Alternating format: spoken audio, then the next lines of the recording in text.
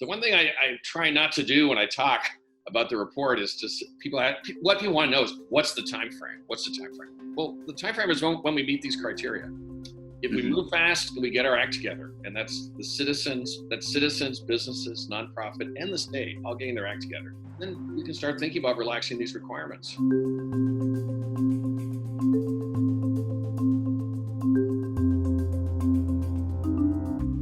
Okay, Sumner, very nice talking to you this morning. I wanted you just to tell us a little bit about your training and your own research, just so we're oriented for the conversation. Okay, I was a professor at UH Manoa for 40 years, and I retired a few years ago, back in 2016, but I've been extremely research active since. The two main areas that I've done research in are economic history and economic development. Tim Brown is with the East-West Center, and I would call Tim an epidemic tracker. Tim has really made a career of tracking the HIV epidemic. So I was really pleased to be able to work with Tim on this, because I think bringing together an economist and someone who's done epidemiological research for a long time was a good combination. Well, your report is one of the first that in some detail has laid out a kind of proposed plan, and also pointing toward not only controlling the epidemic, but also looking toward a resumption of economic activity. First of all, a question about travel. Hawaii has both a weakness in facing this pandemic, in that we're very dependent upon tourism and have a lot of traffic through the islands from all over the world. We're also an island and have the ability to cut off travel in a way that some other jurisdictions can't. Hawaii acted pretty early compared to some US jurisdictions in limiting travel and even imposing a kind of voluntary quarantine for visitors from the continent. But do you think that Hawaii has gone far enough? I think we've actually done a pretty effective job. I would personally like to see more of the tourists that are still arriving stop coming here. I think there's ways that we can do that. I suggested some of the reports. Some of them are just advertising in the markets. They're still sending us tourists that we really don't want tourists. Another is to work with the airlines to try to accomplish the same result. And another is to make sure that tourists that get in the planes are aware that not only do we have a 14-day quarantine. A quarantine means that you go to your hotel room and you don't leave the hotel room for 14 days. You know, it's stricter than residents have available to them. You're supposed to have all of your meals delivered. You're really not supposed to leave the room unless there's a medical emergency. And then after the 14-day quarantine, there's still a stay-at-home order. There's still a stay-in-your-room order that's binding. That applies to everyone. I think if people were informed of this, we would see our tourism numbers fall to really low levels. The travel quarantine then set the stage for the next step, which is the stay-at-home order and the social distancing measures. Right. I again think we're doing a pretty good job. It's easy to point to instances where the social distancing is not being observed, but I'm confident that within a week or so, we're going to see, again, these types of measures be much more strictly adhered to. And I think there's going to be a certain confidence that arises once people see, and we're already seeing some evidence of this, that the social distancing measures are working. As we wrote the report over like a 5-day period, it all of a sudden became clear to us that people wearing masks for some period of time was really essential. If everybody wears masks, then people who actually are asymptomatic carriers and yet are capable of transmitting the virus when they talk, exactly, or just are in elevators with other people, just normally breathing, that everybody wearing masks would help to reduce this type of transmission. Do you think, looking forward to either other waves of this pandemic or the possibility of future pandemics, that Hawaii might need to apply a bit more stick in order to improve compliance, either checkpoints or curfews, or not something so dramatic as like what's happened in India? Yeah, I think we need to be very careful with the type of enforcement that we do. The most critical thing that we have to do over the next few months is for the government to maintain the confidence of the people. There's really not enough policemen to enforce against people not using masks. On the other hand, there's times where I think you do need some enforcement. You might need some stiff fines. If people are breaking quarantines, I think there should be some stiff fines. In the report, we note that small nudges can make a really big difference. There's this whole theory in the social sciences nowadays. It's sometimes just making some small changes in how people frame a situation can make a big difference in how they respond to the situation. For example, staying 6 feet apart. People can be absent-minded, busy, rushed. lots of things on their mind. They get to a store. If those marks are there at the store, noting where 6 feet apart is, that can really help people stay 6 feet apart. There's lots of nudges like that business and government and other citizens can do in their interaction with each other to essentially help to maintain social distancing. On the testing front, Hawaii, well, the whole United States was very behind in developing rapid and widely available tests. So was Hawaii. We're kind of catching up now in early April, and the U.S. has now become one of the, not the leader, but one of the leading countries in per capita testing.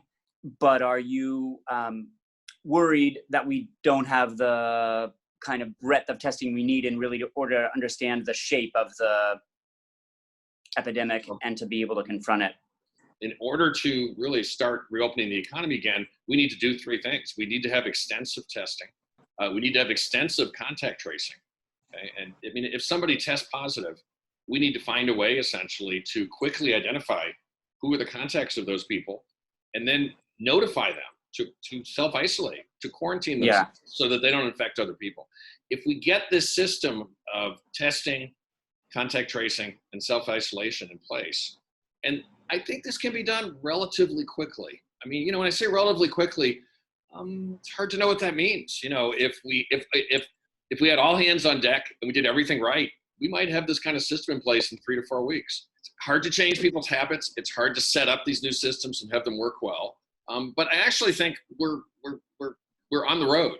And in the report, we really emphasize that the small number of governments that we have here in Hawaii and the small number of health providers, this is a big advantage for us. Sure. We only got 5 governments that need to cooperate. You have the 4 city and county governments, and you have the state government. We have a lot of big health insurance providers. We have a limited number of hospitals. It's not that hard for these people to sit down and to cooperate.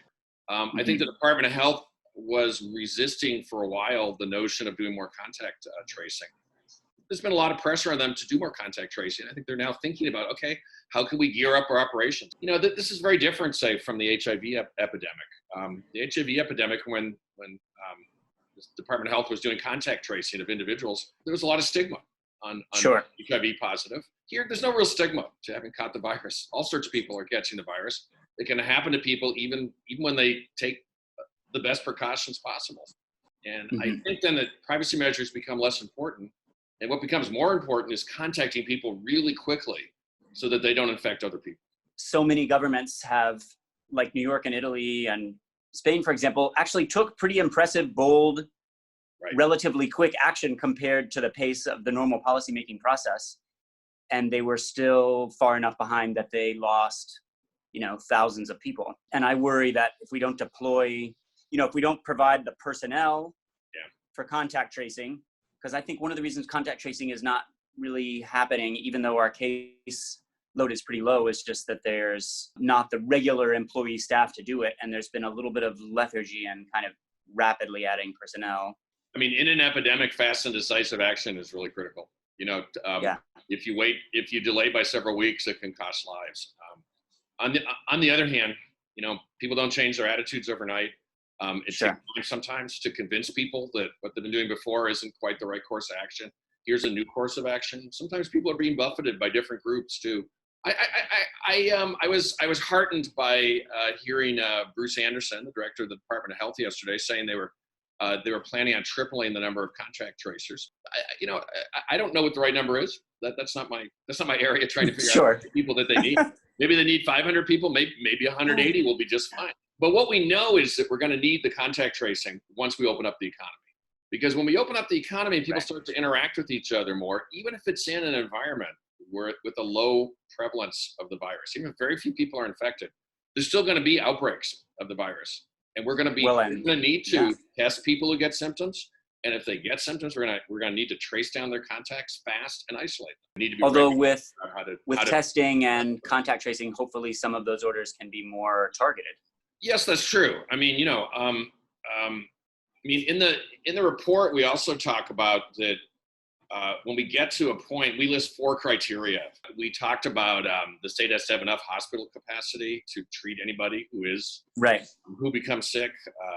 The state would need to be able to test all symptomatic people. It would need to be able to trace down their contacts. and test them. We'd also have to find that cases had been declining for a period of time. We suggested 14 days in the paper, probably a little bit longer. But once we hit that point, there's really no reason why the governor can't think about starting to relax some of the social distancing requirements and some of the stay-at-home orders, because we can't shut down the economy. We can't just shut down the economy for an infinite period of time. I mean, that would be a disaster. Well, or even 18 months or 2 years would be catastrophic. 18 months would be catastrophic. And the one thing I try not to do when I talk about the report is just what people want to know is, what's the time frame? What's the time frame? Well, the time frame is when we meet these criteria. Once that comes together, then we can start thinking about relaxing these requirements. But I think it needs to be done gradually. I think this idea that President Trump and some other people push that we'll have a big bang opening, that all of a sudden we'll just relax everything and everybody can go back out and do stuff. The problem is that if we do that, I think we'll see a resurgence in the virus very quickly. So we need to think carefully about how are we going to relax these requirements, and there may be some people who may decide not to go out very much. It could well be that people over 65 may just decide, even though I'm allowed to go out and interact more with people, I'm going to go out less. Even if travel reopens, we may find a lot of people saying, I'm not going to travel until a vaccine is developed. We talk in the report too. We talk in the report about how tourism might open. You know, there's really pessimistic scenarios. The pessimistic scenario is tourism doesn't really reopen until we get a vaccine. But I do think there's some chance that the tourism industry could reopen before then. So what does it require? It requires two things. It requires that we have the epidemic under control here in Hawaii. But then the second thing which needs to be done is that the Hawaii population needs to be reassured that the tourists coming here are unlikely to be carrying the virus. And I think the way that could be done is for potential tourists to take a test the day before they go to the airport. They go to an office, an urgent care facility, a facility set up by the airlines. They take a test if the antigen test is negative, or they have a positive antibody test, the antibody test showing that they have already had the disease. If they have that, then they can get on the plane. Now, the only thing we have to remember is that's not foolproof. But I think if those two factors can be brought together, we could well find ourselves in a position where people are saying, hey, Hawaii's a safe destination to travel to, okay? I'll get the test. I kind of need to get the test anyways. I'll get the test. Once they have the test, they'll come here. And that, you know, we're still going to face a possibility that in that type of scenario, we may not be back to the 10 million tourists that we had previously. And who knows what tourism would come back to. I mean, you know, if people are finding that that their balance sheets have been battered, you know, their businesses are in bad shape, they've used up their savings, or they're just worried about the future and they're deciding to save rather than take a vacation, we may find that there's not as many people as we think coming here. On the other hand, could be some cabin fever. Could be that there's risk takers out there who say, hey, Hawaii looks pretty safe. I want to travel. We could find a sharp rebound in tourism. All of that is not predictable today. It's just things we need to consider when we think about reopening tourism. You know, it may also be an opportunity to kind of often during a crisis such as the Depression or World War II, the public policy regime and the economy that emerge on the other side are quite different than they were going in. I think that what we're certainly going to see is a reorganization of a lot of businesses. I mean, if I look at the business that you and I have been in, that's the teaching business at the University of Hawaii. I wonder whether large lecture classes are likely to ever resume the way that they were previously. It's not so much that they couldn't. You know, once people are vaccinated, we may find, that they can continue, but we may find that given the technological advances that are likely to come in offering classes online over the next couple of years, and I expect a lot of effort and resources to be put into that area, we may just find that universities find that they would rather offer these classes online. Now we all know how to do it. Yeah, I mean, right. So I mean, there's going to be certain businesses that are going to reorganize in order to ensure additional safety. I mean, even if we get a vaccine, we don't know if the virus could come back in the next year in a mutated form. We may or may not be able to develop an effective vaccine. You know, if we look at the flu vaccines, some years the flu vaccines are highly effective. Other years we don't get it quite right, and they do okay, but not nearly as well as they have in other years. And we have a bigger resurgence of the flu. We just don't know here because Well, and all that is still to come. That's something we're going to experience over the next. This is not given climate change and habitat destruction and encroachment into habitat of different species of animals and just the interconnectivity and travel routes around the world. This is not likely to be our last pandemic. No, I don't think it will be. I mean, I think if there's a silver lining to this epidemic, it's that we will be preparing for the next epidemic. I mean, there's always the phenomena that two economists identified called this time is different. Where if enough years pass, people all of a sudden start to grow up saying, was there ever an epidemic? Their grandparents said there was an epidemic, and then they don't make preparations for it. Preparations fall by the wayside, and boom, an epidemic comes and hits them over the head. That's what happens. That's what happened to us in 2008 to some extent. We got kind of lulled. We got kind of lulled into having many years of economic growth. And when we hit the Great Recession, when we really hit that financial crisis only 12 years ago, we really weren't prepared. We had all sorts of problems. So Ken Rogoff and Carmen Reinhardt, in their book, This Time is Different, they chronicle all these instances where people tend to forget. But then again, I think over the next decade, these memories are going to be pretty strong. They're going to persist, and we're going to be preparing for the next pandemic. One of the things that I think that's interesting is that although, this is such a rapidly changing field, there's so much research, there's so much variability among the pandemics, the responses that seem to be most effective are following along the lines of practices that public health officials have been emphasizing for a century or more. Yeah, I know there's been really good research done on the 1918 flu. I mean, the Spanish flu that was brought back to the United States, a very virulent form of the flu that had a very high mortality rate. It hit the East Coast first and had relatively high mortality there. And then as troops left the East Coast and went into the rest of the country, other cities got kind of a second wave of the flu. And many of those cities were able to take strong social distancing measures back in 1918. One of the things that we found was that cities that took strong preventative measures early, and kept them in place for a reasonable period of time, for a long period of time, those cities tended to have less mortality. Essentially, the social distancing measures worked in 1918. I believe those cities also rebounded better economically. Yeah, the cities that took strong social distancing measures also had stronger economic growth after the flu passed. I think that brings us back to the central point that we tried to make in this report. There actually was a first report that was really short, like 4 pages. And in that report, we tried to emphasize one central point. And that central point is that you bring the economy back by controlling the epidemic. If we take the strong measures now to control the epidemic, and we make sure that we keep them on long enough that we actually do control the epidemic, that's what's going to bring the economy back. One step the U.S. hasn't taken on the contact tracing is that in the U.S. we're still doing fairly old-fashioned contact tracing. Calling, interviewing the person, relying on their memory, and whatever records they might have to try to identify their contacts. Other countries are using a lot more big data that private companies have now been using for years to track our movements and give us advertisements. But so far in the US, we're not really using those sorts of data sets for contact notification.